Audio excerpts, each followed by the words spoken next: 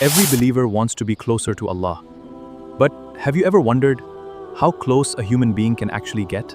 Some became so devoted to Allah that history remembers them as saints, while others accuse them of crossing the limits of faith. Who was right? That now another aspect regarding God is the union with God. Yeah, the very much Sufistic, the Sufi, perspective, union with God. In Arabic, Wahdat al-Wujud. How a Sufi might rise through the spiritual stations towards union with God. The journey that a Sufi, he embark on, to seek closeness to God.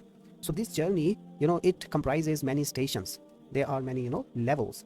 So the seeker, murid, he has to cross all levels until he becomes, closer to God. Got it?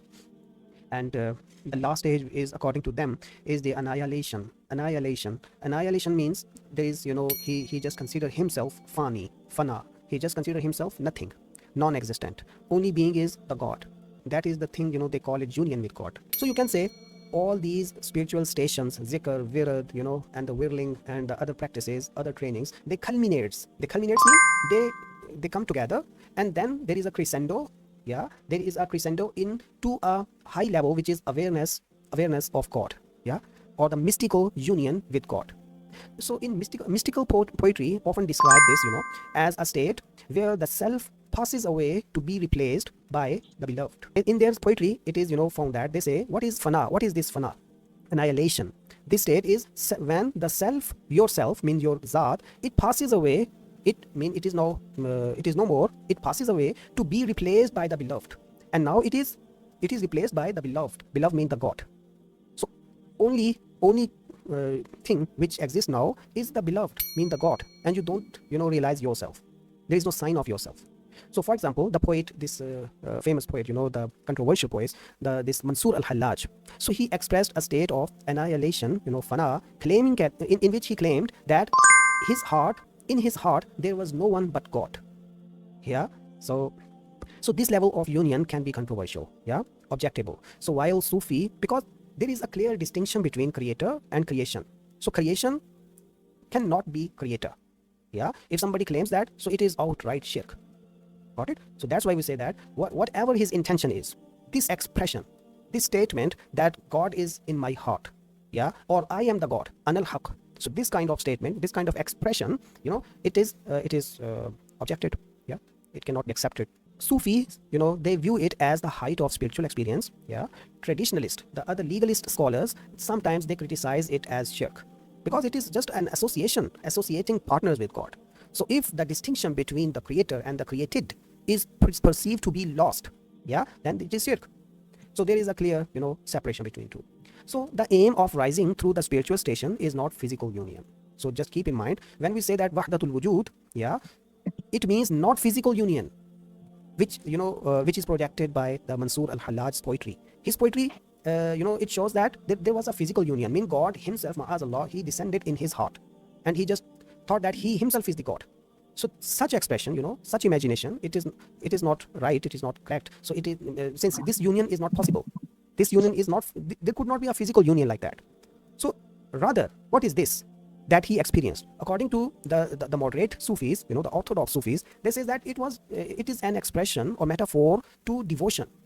Yeah, means I don't feel myself existent. Yeah, I am totally, assimilated. I'm totally devoted to the God's will. So whatever he wishes, I follow it. There is no desire from me, preventing me from the God's will. Yeah. So this is kind of a humbleness and closeness to God, not the physical union kind of thing. So there was a Sufi, Mansur al-Hallaj in, 10th century, 4th century after Hijrah. 4th century after Hijrah, and the 10th century, in the CE, the after Christ, So that was his time period, and he was a student of Junaid al-Baghdadi. Junaid Baghdadi was a moderate, very good Sufi mystic. Yeah, his student was Mansur. He was in, he just gave this intoxicant statement. Intoxicant statement mean he was not in his consciousness. He was in deep love in God, and and he was in hal. Hal mean that when somebody lose his consciousness. Yeah, the trance-like situation. I alluded to this in first question. Trance-like situation. This is called hal. So he was in that state, and he said that that ana al-haq.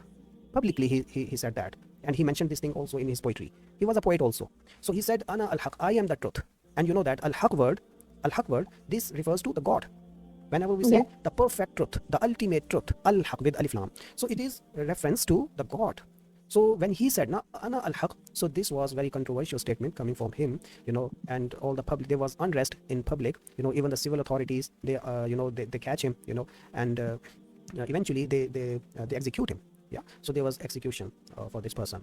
So and some says that he was a martyr. The Sufis, they say that he was martyr. He was in deep love in his God, but you executed it. But the civil authorities and the legalist scholars, they said that this is against the Tawheed. Yeah, and he should have not mentioned such expressions. He should not have given such expression, in public. Yeah, because it leads to the misleading. It is a misleading kind of statement. So against Tawheed, that's why they just do the execution based on this poetry. The execution of Mansur Hallaj was necessary. Yeah, it was important to preserve the sanctity of Islamic belief, to preserve the Tawheed. It was important to execute him. So Junaid Baghdadi, his teacher, was also Sufi, his murshid. He also, criticized him. He also asked him not to express, not to give this statement in public. This is very much, personal and secret thing. And don't say it in public because they don't understand it. You are in hall. Yeah, you are in your deep hall, so you cannot say such things in public who are not, familiar with this. So when he gave this statement, now there was a theological provocation. What is provocation means? Ishti'al angezi. There was a disrupt. Everyone was worried. Everyone was unhappy with this statement. So that is called provocation. So this theological provocation caused by Mansur al-Hallaj and his statement ana al-haq. So religious and civil authorities, not only the religious authorities like ulama and fuqaha, there are also civil authorities, mean hukam, the ruler, the king, yeah, and the other, the wuzara, yeah, prime minister, the ministers. The civil authorities, along with religious authorities, they interpreted this as an overt claim to divinity. They said that this expression is overt claim. It is a blunt claim of divinity, that he is claiming that he is God. Okay, so the traditionalists mean the orthodox, the scholars, the legalist scholars. To them, this was a breach of the sanctity of belief. Breach mean torna. Yeah, it was a violation. It was the violation of the sanctity of the Tawheed, and it is viewed as shirk. Yeah, but the mystical interpretations, mystical people, yeah, from their perspective, al-Hallaj was an intoxicated mystic. Intoxicated mystic mean the one who is in halat sukar. They call it sukar, nasha. He was in the nasha. Yeah, not nasha of drug nasha. He was intoxicated by love. Yeah, in his deep love, he was just out of his senses. Yeah, so in moments of intense ecstasy, such Sufis lose their awareness of personal identity. They just lose their awareness, what they are, in what situation they are. They just lose control, while experiencing these spiritual things. So this is actually a weak state. It is not a good state, because the Sahaba, they were the closest people, to the God. Yeah, so they never felt, they were never experienced in such situation that they lost their awareness. So losing the awareness, it is a weak station, it is a weak state. So it indicates that the person, his spirituality is very weak, that he cannot bear the spirituality. Yeah, but this is what it is. Go figure. So Hallaj expressed this in his poetry, stating that in his state of annihilation, fana, everything he saw was God. Yeah, in his poetry says everything he saw, that was God, and he claimed, I saw my Lord with the eye of my heart. Yeah, truly there is no doubt that it is you, he said that. So he was saying such things in public, in poetries, but there was a backlash coming from scholars, even from his teachers also. Got it? So for example, the Junaid al-Baghdadi, he was a famous Sufi and from Baghdad, yeah, Iraq. So what he says, yeah.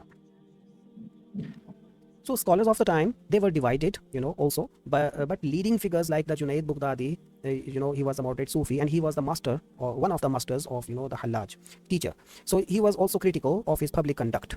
Yeah, he was grieving. Yeah, the interaction at the door. So one time, what happened? It is recorded that when Hallaj, he returned from Hajj, and he came to his teacher Junaid Baghdadi, his home, and he knocked on the door. The master, the Junaid, asked who was there. who is there on the door? So the al-Hallaj, he replied, I am the truth, an al-Haq. So by that time, this statement, it was widespread and everyone, he knew it. They came to know that there is a person, Hallaj, he is saying an al-Haq. So Junaid, he warned him. He gave him warning. He said, beloved Hallaj, be careful about the secret of Allah. This is the secret. This is very personal, emotions. Yeah. So do not give it to those who cannot understand it. So that was the nasiha, the advice, or you can say the warning from his teacher to the Hallaj. Yeah, don't disclose your personal spirituality to the people. Yeah. But the Junaid correctly predicted Hallaj's fate, telling him, he also said to the Hallaj that you would set fire to a piece of wood. Just remember this statement. This is a statement from the Junaid Bukhtari. He said, you would set fire to a piece of wood. This is a metaphor actually. Metaphor for being executed. Mean by the end of the day, you will be executed. So Hallaj responded that when the day came, Junaid would be wearing the clothes of the orthodox. He said that you are also mystic. You understand this feeling, but you will side them. When the time of execution will come, you will side them. Yeah. So, yeah. In conclusion, the execution of Hallaj can be viewed as necessary. It can be viewed as necessary from a legal and social standpoint to preserve the sanctity of Aqidah. Yeah. Because Aqidah, belief, it has sanctity, hurma, it has taqaddus. So it should be, it should be protected. So, from a legal and social standpoint, to preserve the sanctity of Aqidah and the public order. However, from a spiritual standpoint, it remains a controversial tragedy of a man who was killed by his love. While his intent may have been pure tawheed, maybe his intent was good, but his method of expression was deemed a threat to the very faith, he sought to embody. His expression was not good, no? And Sharia always, act upon the amal, the expression, what you verbalize, what you practice. So the rules apply. Ultimately, Islam prioritized the collective safety. Of the ummah's belief over the individual expressions of a mystic. The journey towards Allah is not about becoming divine, but about removing everything that distances the heart from Him. What do you think?